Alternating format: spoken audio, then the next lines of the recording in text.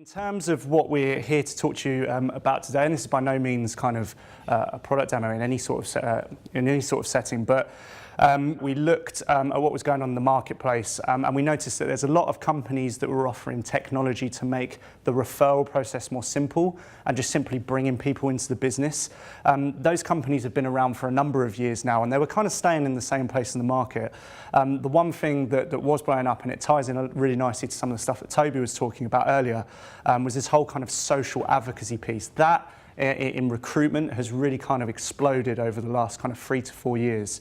So the first thing that we thought was, well, how can we tie the two of those together to actually give something a little bit different on the market? And that's kind of what we're going to talk about, the mentality behind that and how we arrived at that decision today. When I look at kind of recruitment and how recruitment's changed, in the last 10 years, there's been so many different developments on job boards, apps, all these different ways to recruit for candidates. And it's kind of strange that the oldest trick of the book is just referring someone into a business.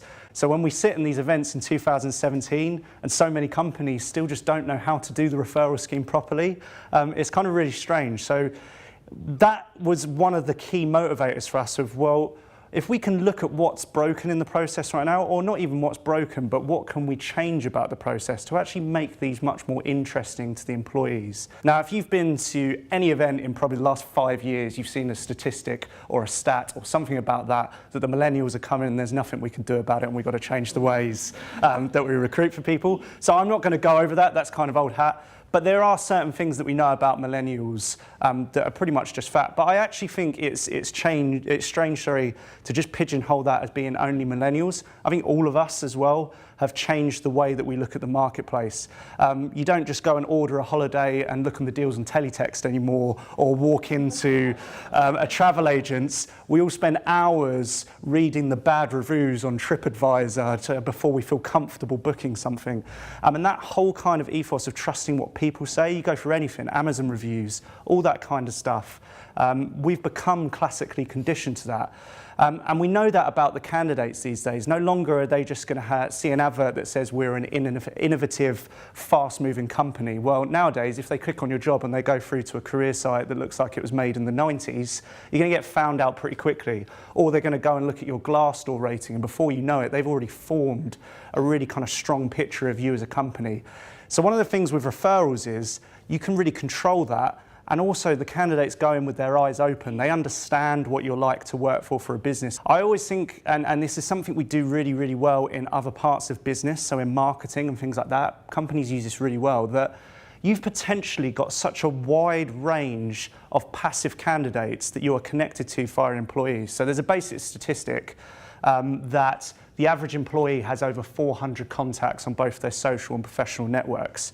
So simply put, and this nicely kind of illustrates it, if you're a company of 1,000 employees, you've got potentially 400,000 passive candidates that are out there to access if you incentivize your employees to get towards them in the right way. All these companies that are spending money on things like social recruiting are getting a lot out of it. So they're getting decreased time to hire, the quality of the candidates, the quantity of the candidates that are coming through seem to be better. I find that stat says there's quite a lot right in there, but basically what it's saying is companies that are about £1,000 a month into their social recruiting strategy tend to see about 20 times that back in the business in terms of return on investment.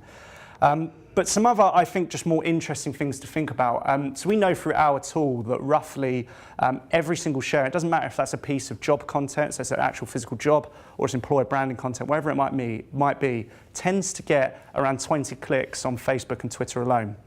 So to go back to that previous illustration, if we're a 1,000 employee company and you got every person to share just one piece of content, that's potentially 20,000 people you can bring to your career site to have a look at what you are as a business, have a look at your culture, and potentially have a look at your jobs.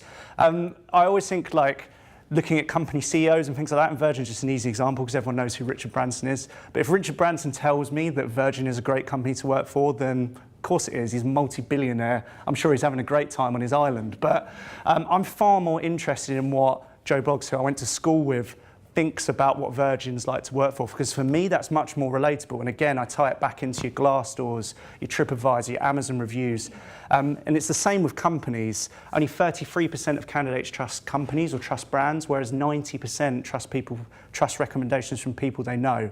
We just don't think that other people that are in our network have hidden agendas, and we're far more likely to trust the negative and the positive that they say about companies. I think probably the biggest thing that I think is often overlooked in talent acquisition is the stuff about retention.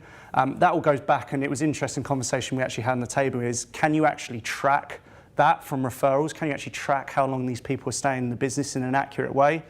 Because we're so focused often on trying to attract candidates to our vacancies, we kind of forget, well, if people stay longer in the business, if they're more engaged, if they stay there, it kind of makes our jobs a little bit easier. There's not so many people that we have to go out and recruit for. What we tend to find when we come to companies is up to around 15 to 20% of employers will just refer. And they might refer, to tie back to some of what Toby was saying, just because they like working for the business. It might not be a monetary reward, but they want to get their friends a job. They want to be seen as a team player. So do it in that way. Similarly, 15 to 20%, you could do anything. You could give them the biggest rewards. You could really try and incentivize them. They're just not engaged in that. Some people like to keep their work and their social life completely separate. They don't want to look into it. And you're better off focusing on the 60% that kind of sit in the middle. So what we looked at was, how can we leverage those people that sit right in the middle, that are there to be won, but just aren't being won right now? And what can we do to do that? So some very kind of primal reasons why we tend to do the things that we do and why we do things in terms of rewards. So we've got here the rewards of the tribe. So we tend to do things, first of all, because we like to be connected with other people. We like to feel like we're a team player. We're kind of like a herd animal, or most of us are anyway, and we want that gratification from others. Rewards of the hunt, which is probably the most obvious thing. So we do things because we want something out of it. We either want money, or we want knowledge, or we want something to take away that's tangible. But finally as well, sometimes we just do things for rewards of the self. So we can do stuff and it makes us feel nice and warm and fuzzy inside, and we feel really good about what we've done. So there's various different ways that we looked at it. And when we focused on it, all of them to a certain extent we felt we had some control over. But the main thing that we wanted to focus on was, how can we reward people with things? How can we reward people for the hunt, but just do it in a bit more of an intelligent way? We looked into the concept of micro rewards. So I had a bit of a think about what micro rewards actually mean for me, which is what some of this stuff is coming up on the screen behind me. And it's, how do we incentivize people in a smaller way, but keep kind of moving the goalposts along that little bit further to keep them engaged. So this is actually after what arguably was their peak. So it's around about 2014, 2015. They suddenly realized that they'd made a bit of a cardinal sin, that there was no real way to track this very well. So they started moving the Nando's card online, so you could track it a bit better. But some of these statistics are actually quite staggering. So 1 in 10 UK diners, this is back in about 2014, 2015, between 16 to 60 had a Nando's card in their wallet. They had a 16,000% increase in the size of their marketable customer database. The other interesting one is the average person that went to Nando's at least 4.82 times a year, which you think kind of as the overall trend of all those people is quite a lot to be going there 5 times a year almost on average. So we thought, well, how can we do that with a referral scheme? And the first thing we looked at, and we worked with some of our closest clients on this, was, well, we've got to break down everything in that process that's pre-hire to give people stuff right at the beginning of the process. So hopefully you can see that, but basically what we've done is we're rewarding people. We broke it down, we gamified it, and we broke it into a points-based scheme. So I would get maybe 5 points if I just share something online, and obviously you weight it more towards your goals are. So if your goals are to get quality candidates through, maybe you reward more points for interviews, and as an example, and you take them through that process, and as they go through the rewards, then they can go into their bronze, their silver, their gold, their platinum. We're even looking at that actually, and we don't want to stop there, because then we find people get to platinum and they're like, right, my job's done. So I think you probably see us change that to maybe even level 1, level 2, level 3.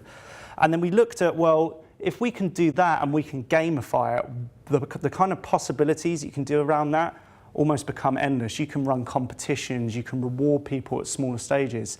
And the important thing, because I know this was asked a few times earlier, is we track all of that as well. So if I share something as an employee, I do it at Broadbean at the moment, it will cookie track anyone that comes through and looks on our career site, and if they then go through to apply for jobs, and it tracks me the way through the process to give me the credit for it, so I can report on who is referring, when they're referring, and how they're doing it as well. So you can actually learn from the ways that your employees are behaving. So when we looked at that, we thought, well, how do we then tie that into rewards? And we kind of came up with two key ways that we tend to do it. So one is on loyalty. So again, if I just flip back to the previous slide, so maybe I will bounce out something that's a smaller voucher. So rather than just doing my £1,000 at the end, I might bounce them out a £10 Amazon voucher, for example, when they get to the bronze level. Maybe when they get to silver, it goes up that little bit more, and we always keep them chasing the next prize. The other way that we can do it is around certain actions. So maybe in one particular month, you might have a real drive around just getting interviews, or maybe at the moment it's summer and there's a bit of a downtime over summer, so you just want applicants, you want whatever you can get, and you just incentivize people to do shares. But the whole way throughout the year, you're able to kind of keep it fresh, keep it innovative, and start changing the ways that all of these work. So we integrated the platform with Amazon Starbucks, which was just our first ever step into that. And there's some really interesting ways people have used this already. I think one great thing that a company looked at doing was, well, what if we bounced out 2 coffee vouchers every time someone got through to interview? The idea being that once the candidate comes in, they do their interview, then the person who referred them could take them out for a cup of coffee afterwards, ask them how the interview went, see how it all happened. And you think of that as really killing kind of two big birds with one stone, which is not only focusing on your referral, but you're also doing candidate experience, and you're hitting them both in one place and incentivizing your employees. We also do all kinds of other stuff.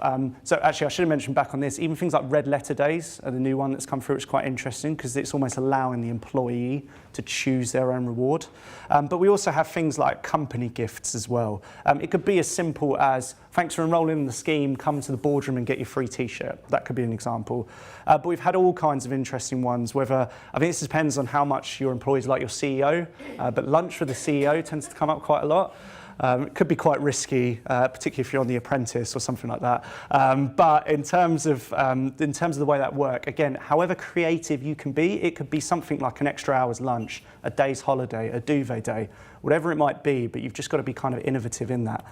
And then finally, and again, we mentioned it earlier, but the ability to donate to charity. A lot of companies have affiliated charities. I think that's an interesting one because it also hits going back to the hooked model, hits like the rewards of yourself as well. You're going to feel really nice about it if you donate the money to charity, or you can just grab and do something else. So we've had the opportunity that you can do alternative. It'd be interesting to see how many people take the money themselves. But on all of that, one really, really key thing that companies often miss is they go out and dictate to the employees how their referral structure is going to work and how they're going to pay out. One really simple thing that you can take away that's completely free, just send around a Survey Monkey or something like that and ask your own employees how they want to be rewarded and be flexible around it. You might have some employees that are rewarded and all they want to do is take money, and then you might have others that want to go for experiences, and they might work in the same company just in different departments. So you've got to be careful and play it so that you're not alienating a certain crowd to get the maximum amount of uptake into it.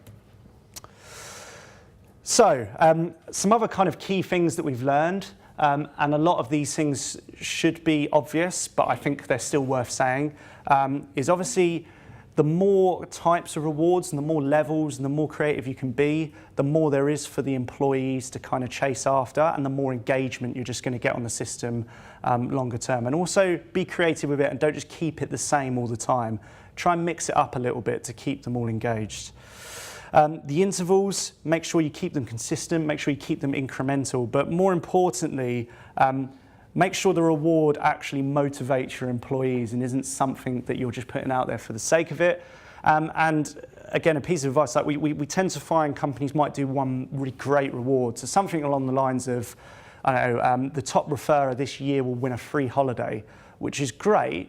But then if you're doing a points-based system, whatever it might be, if 2 months down the line, someone's running away with that, all the engagement from the rest of the business kind of falls off a cliff as a result. So the shorter you can keep it, and I appreciate things like budgets are always going to be sensitive to this, but the shorter you can keep the time frame, the more engagement you're going to get from your employees on that level. So in summary, the marketplace is changing. We need to kind of adapt to it. Now, I think the employees at the moment are kind of underused as a resource in terms of selling that brand out and selling your company culture. And if you don't think of it from a recruitment purpose, think of it from a branding purpose and what that can do in the marketplace. And having a referral fee, and I heard people saying it earlier, paying someone 6 months after they've been hired, and it might be a 3-month process, 9, 10 months down the line, isn't always going to engage your people. So think about it in a different way. And the more frequent the rewards, the more engagement you'll get.